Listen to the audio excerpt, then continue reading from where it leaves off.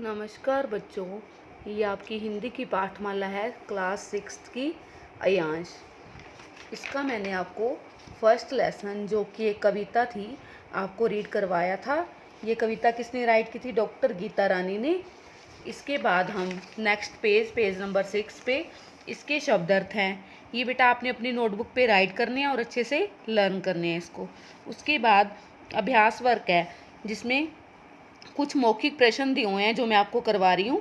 कविता में कौन सी धारा के विषय में कहा गया है?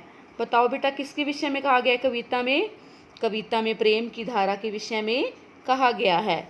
आगे है, मानवता की शान कैसे सुरक्षित रह सकती है?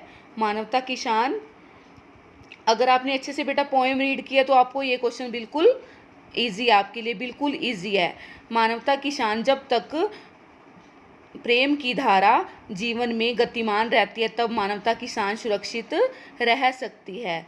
आगे है गया भाग, यहाँ घृणा द्वेष की तुलना किससे की गई है? घृणा द्वेष की तुलना विषधर अर्थात जहरीले सांप से की गई है।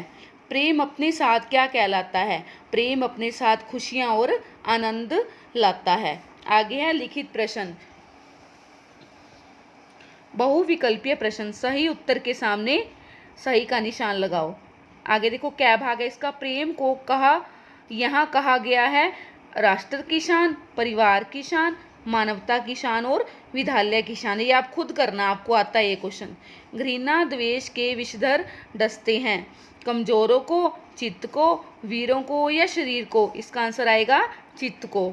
जीवन को सफल बनाता है, धन, यश, पद या प्रेम? इसका आंसर आएगा प्रेम। आगे है, प्रेम के बिना धरती करती है श्रृंगार, उपद्रव, हाहाकार या उपवास? इसका आंसर आएगा हाहाकार। आगे है सेकंड नंबर लघु उत्तरीय प्रश्न, इन पंक्तियों के अर्थ स्पष्ट कीजिए। जीवन का आनंद प्रेम है।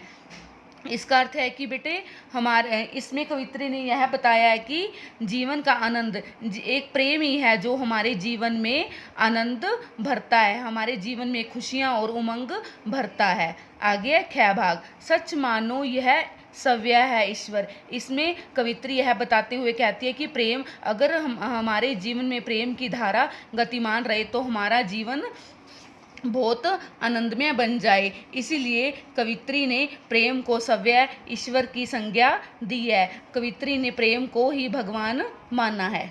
आगे है दीर्घ उत्तरीय प्रश्न, ये आपको एक बार मैं करवा रही हूँ बेटा। क्या भाग है? घृणा द्वेष के विषधर को डस लेने पर व्यक्ति की दशा कैसे हो जाती है? घृणा द्वेष के विषधरों को डस लेने पर व्यक्ति जीवित रहते हुए भी मरे व्यक्ति की तरह सांस लेता है।